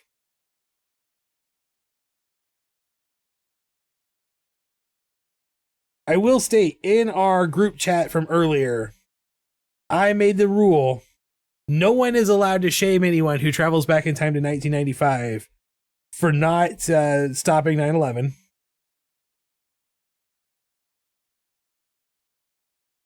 There is a great college humor sketch about how there'd be only one way to really pull that off and make it effective. And it ruins the whole value of traveling back in time to 1999 or 95. Like, it just makes life sad.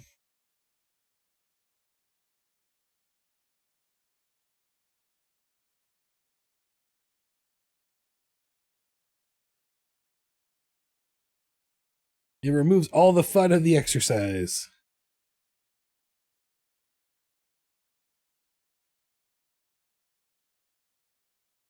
Of course, the other thing I think about, like, it's one thing to get into a time machine and travel back in time to 1995.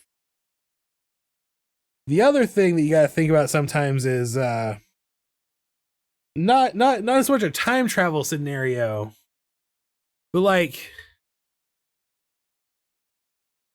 what if you woke up in your body at the age you were in 1995? Like, what if you woke up tomorrow morning and you have all of your memories of your entire life, but you woke up tomorrow morning and it is... Wow, that was a big one there. You woke up tomorrow morning and it was May 20th, 1995. How would that impact what your plans are?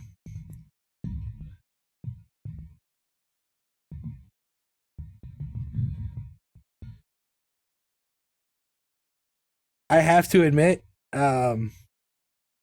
that bout of lightning kind of like flashed through the house and I thought I was about to lose power.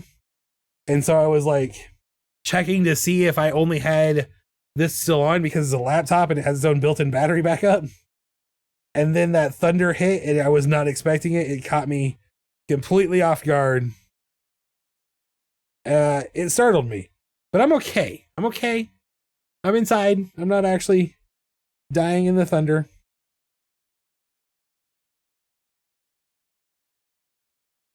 But to reiterate what I said at the very beginning of this stream, if I suddenly disappear, it's probably because the power went out because of the thunderstorms going on in the area. The entirety of the Midwest is currently being pelted by God.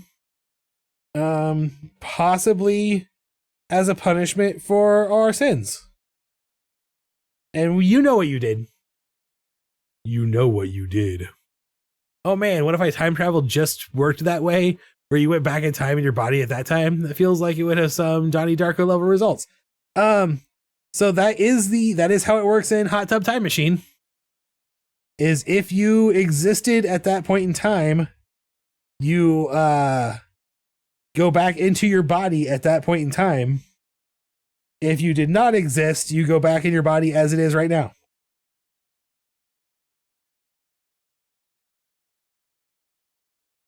That's the Hot Tub Time Machine model of time travel. But Hot Tub Time Machine also, I did not, but I definitely got a startled jolt. In Hot Tub Time Machine, they still have a time machine. So they can use it to go back to the modern era. I'm saying this is not a time travel scenario. This is a like reboot your life, almost more like a 13 again. Like this is you wake up and it is like you are yourself in 1995 with memories of what at that point would be a possible future in your head.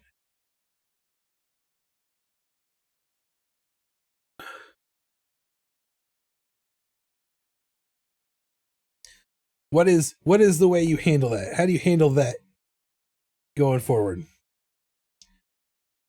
Because to me, that's the ideal situation.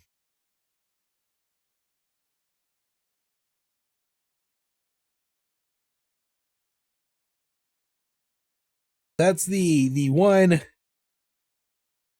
If I had to just reset, if life had to go down, I would like a reset button that would send me back to a certain point. Like I want a reset button.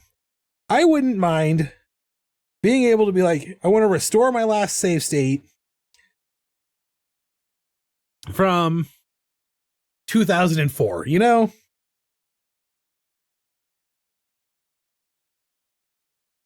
I don't know that 2004 would necessarily be the year I'd want to restore. Let's put it that let's posit that question. Same scenario, right? Like you're gonna wake up. And you're gonna wake up in your body. In the year that in whatever year it is, with all the memories you have now, what year do you pick? What year is the perfect year for you to reset your life to? What is the perfect year for your reset button? Because that's not going to be the same for everyone, right? Like, some of us are going to have different reset buttons than others. Things to consider is you don't want to go too young, because the younger you go, first of all, the more chaos theory is going to state that things will change from what you remember. And also the harder it's going to be for you to remember things that you want to be able to change. So like, that's a factor. Like you don't want to go too terribly young.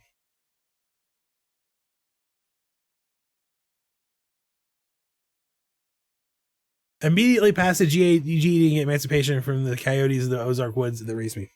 Here's a question for you. Do you think, as of right now, do you think that you, as you are, could go past the GED test without any preparation?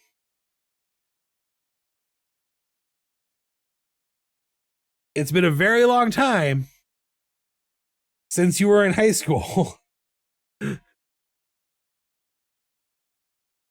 I'm not saying you're dumb or anything. I'm just saying, like, a lot of that general knowledge that you never need again kind of gets thrown away over time. That's why TV shows like Are You Smarter Than a Fifth Grader work, is because there are things that you used to know. Like, we all knew that crap in fifth grade, but you don't need it in your life, so you get rid of it. You discard it. You make space.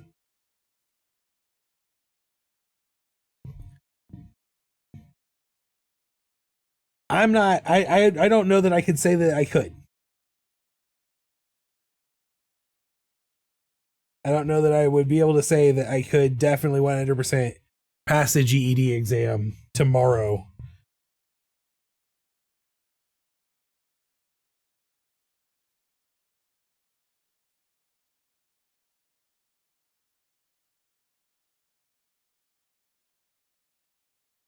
It's same with like certain things. Like, I know that it would be generally a good idea to invest in Amazon and Apple, but I wouldn't know exactly when to, like, I wouldn't be able to maximize those investments necessarily.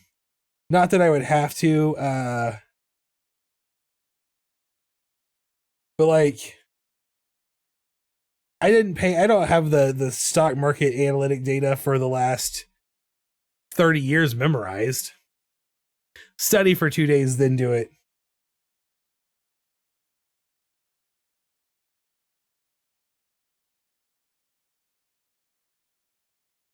But then what? Dear God, I'd have to get used to dial up, find resources to study for GED. The modem noise the plan already sucks.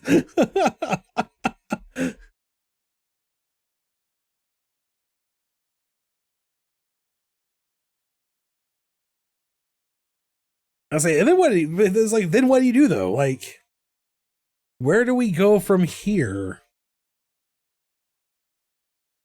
These are all just, really, when we have these conversations, they're all just exercises in regret and nostalgia.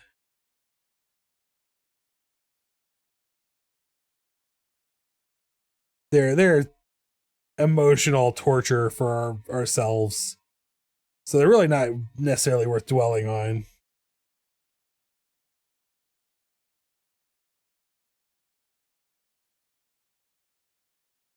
I do think, like, Tate!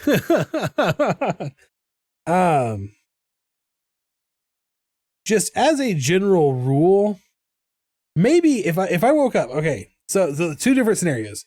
If I just woke up and it was 1995 and I was 12 years old, I might just let life happen again and not worry about trying to control too much of it. Like I said, I might, swing for some investments in some stocks that I know for a fact are going to be winners. But for the most part, I think I have a certain level of knowledge about myself now that would make a lot of the crap I went through just easier to handle. And so I don't really necessarily need to change too much. I mean, sure, there's things that I screwed up, but like, they're not the end of the world. And I just think naturally being a person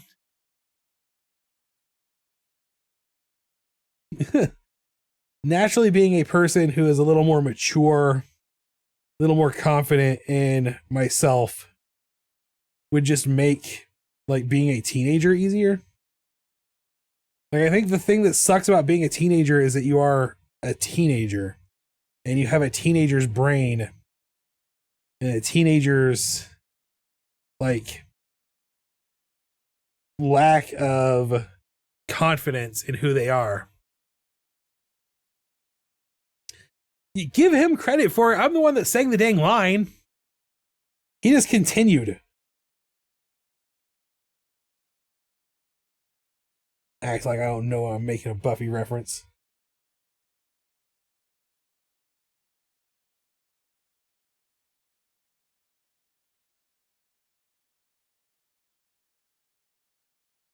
I'm trying to be philosophical and it's not working out. It is after 10 o'clock though. I am going to keep going until I finish these posters. I'm going to finish at least one illustration tonight.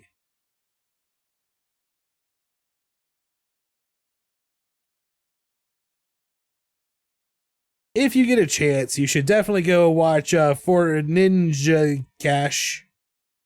For Ninjas. That masterpiece from the 90s that we all love and remember.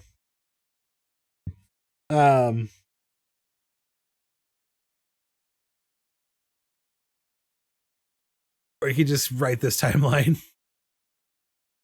Definitely remember to rate your VHS copy of the Teenage Alien Incredible Ninja Tortoises. That's definitely something you're going to want to do if you haven't seen it. Put it on your watch list. And of course, you can only watch Patriot Ninja on Laserdisc. So it never got a DVD release. And the VHS has been out of print so long that any copy you might be able to get your hands on is definitely going to be broken, torn up, destroyed. So you're going to want Laserdisc that.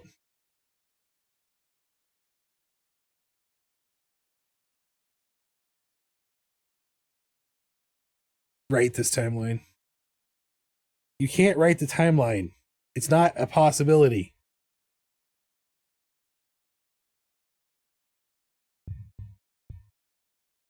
Besides that, we've already made the rule you can't make people feel guilty for not fixing the timeline. No one person has the power to do it. Even a time traveler.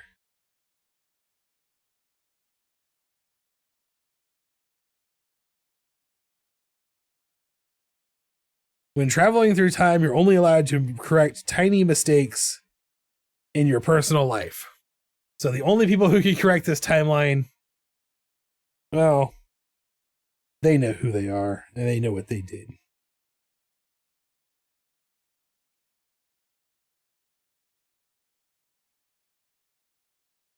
Besides, I'm pretty sure this timeline exists because of time travel. The darkest timeline.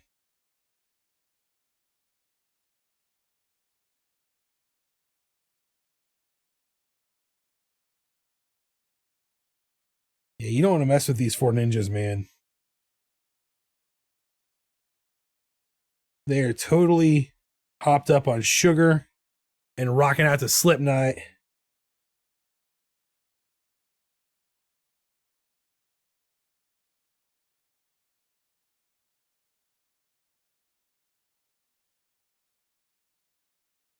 They're too hardcore for Puddle of Mud. And they think Disturbed is for sellouts.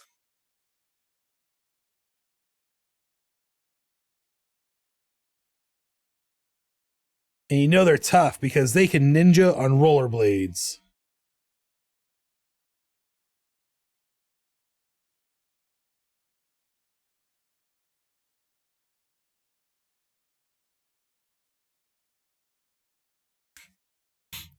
Tell blend in that.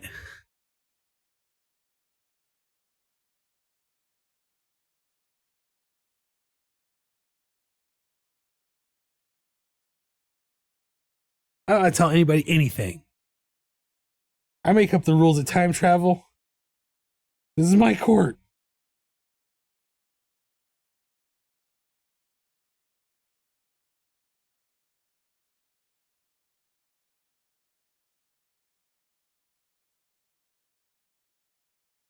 I drew an entire group of 90s kids and I didn't give a single one of them a bowl cut. Something's wrong with me. Not too late. It's not too late to give them a bowl cut. You know who's giving a bowl cut? The chubby one. The chubby one's going to get a bowl cut. Because his grandfather hates him.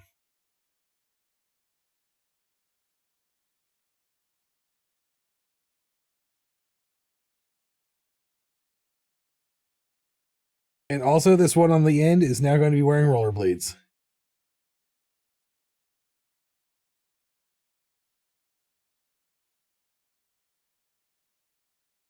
Inline skates of the future.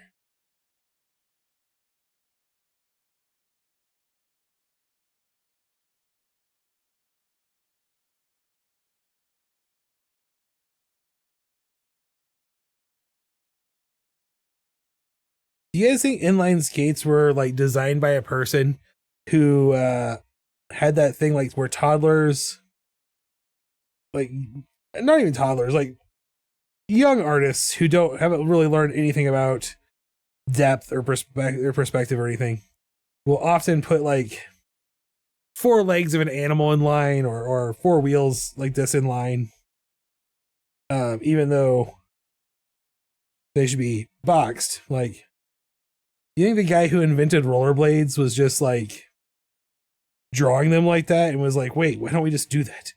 Why don't we just put them all in line? It makes so much sense. Inline skates. The skates will be in line.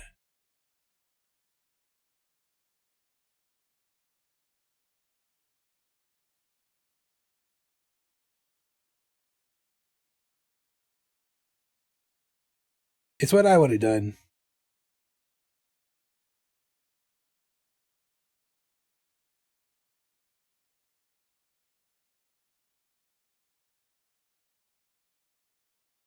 There, now he looks like Wally from the Codename Kid Next Door, who also had a bowl cut.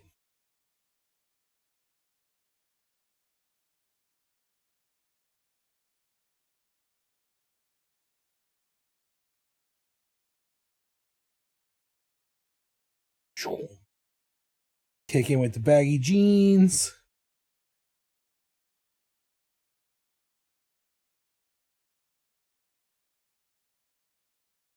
Boat shoes.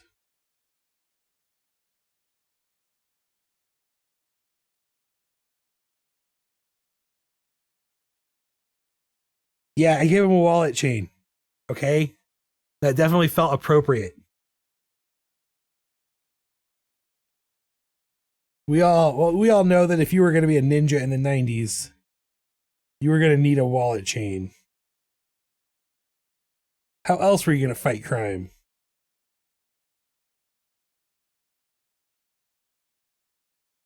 All right, we're going to call that complete. I will thicken up some of the line art on our little kangaroo rat dude here. So this is it. This is the scene though. This is gonna go in the coloring book. I hope it's not overly complicated to color for little kids. Oh, what were we thinking? Thank you for coming and hanging out with me. If you're in the Midwest and the water is pouring down on you like God is actively trying to drown you specifically, stay dry, stay safe. If you're not in the Midwest and not experiencing horrible tornadoes and thunderstorms that are actively trying to wipe you from the map, have a good evening. Thank you for coming and hanging out. I hope you've enjoyed watching me doodle. Rollivan, have a good night. Get some sleep. Yeti Detective, thank you for discussing the inner workings of ninja movies and time travel. Leo, always a pleasure to have you here. Paramin's probably already disappeared to start his own live stream. I've had a lot of fun tonight. I hope you do too. I'll be back on Wednesday at 8 p.m. to do more coloring book pages. I'm going to do them tonight and Wednesday, and then on Saturday we're going to work on the June Patreon set and have the last week of June or May to get that ready to go, so we know exactly what it is going into June. If you have not yet voted for which chill chair you want to be the sticker of the week, head over to any of my social media platforms and vote for your favorite, or do so on the Discord. You can do it on the Discord. The poll ends at midnight on Thursday. Thank you for hanging out. Stay cool, stay dry, stay nostalgic, stay ninja, but most importantly, remember, as always, to stay weird. Have a great night. I will see you next time. Thanks for watching.